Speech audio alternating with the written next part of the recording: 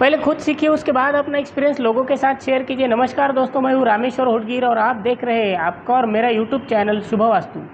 तो दोस्तों आज का जो टॉपिक है वो ये है कि जब भी हम नया घर बनाने के लिए शुरू करते हैं तो वो कौन से दिन को शुरू करना चाहिए और कौन सी तिथि होनी चाहिए, उस वक्त हम घर शुरू करेंगे तो हमारे जीवन में खुशहाली और सुख प्राप्ति हो। ठीक है ना।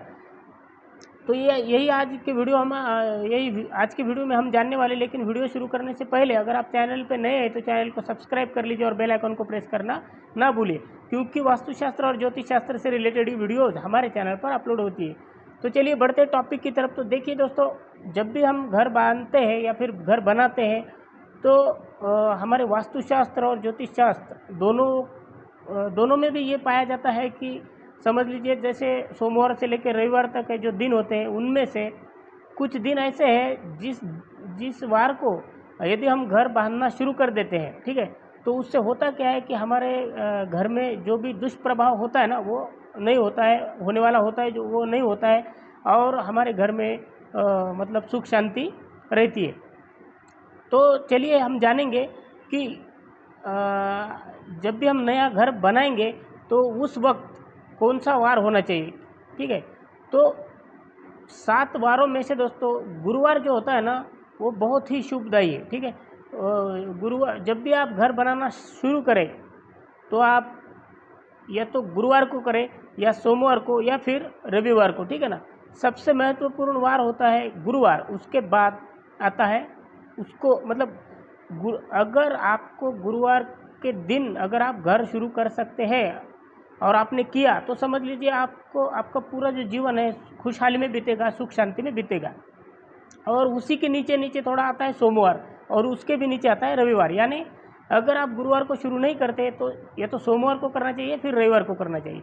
बाकी दिन भी है, ठीक है ना, बाकी दिन भी आप शुरू कर सकते, बात वो नहीं है, लेकिन बाकी दिनों में कुछ बुरा प्रभाव पड़ता है, तो वो हम अभी देखेंगे ही कि वो बुरा प्रभाव क्या होता है। ठीक है, तो शुक्रवार के दिन यदि आप घर बांधने को शुरू करते हैं तो ये मध्यम है। ठीक है, मध्यम यानी कि ये भी सुख संपत्ति से भर देता है, लेकिन ये बहुत ही मध्यम स्वरूप से भर देता है। और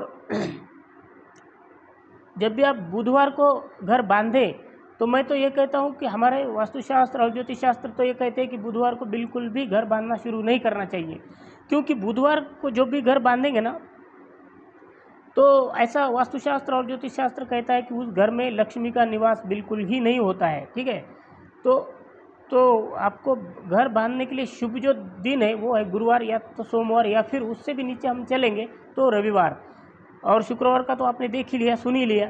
और बुधवार को आपको सिर्फ घर बांधना नहीं है। ठीक है, तो मंगलवार के दिन को अगर आप घर बांध रहे तो आपको उस दिन भी मंगलवार के दिन भी घर बांधना नहीं है। ठीक है, बांधना शुरू भी नहीं करना है और आप उसकी नींव भी नहीं रख सकते कि आज हम घर शुरू करें। वो क्यों?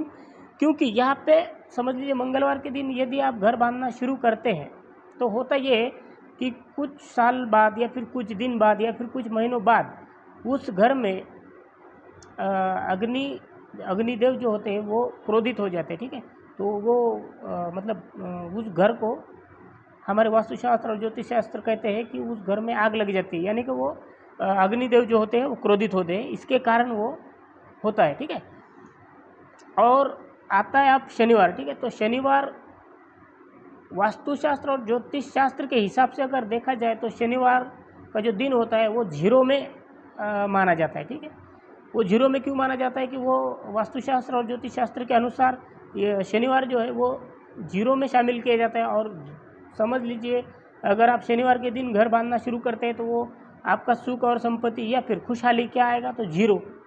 इसीलिए आप सभी से हाथ जोड़ करके विनम्र निवेदन है, यदि आप घर बांधे तो आप सबसे पहले आप अगर किसी दिन को पहला आप वो देना चाहे तो वो गुरुवार है, उसके बाद सोमवार है, और फिर भी आपको वो नहीं जम रहा है तो रविवार है। ठीक है, ये 3 दिन ही बहुत ही शुभ है, बाकी के सभी दिन है लेकिन आपको वो आपके कामों में रुकावटें आई, आपके समझ लीजिए आपने घर बांधना शुरू कर दिया, वो आपका घर तो बांधना दूर ही रहेगा, लेकिन उसमें और कई मुसीबतें, कुछ अड़चनें, कुछ रुकावटें आ करके पैदा होगी।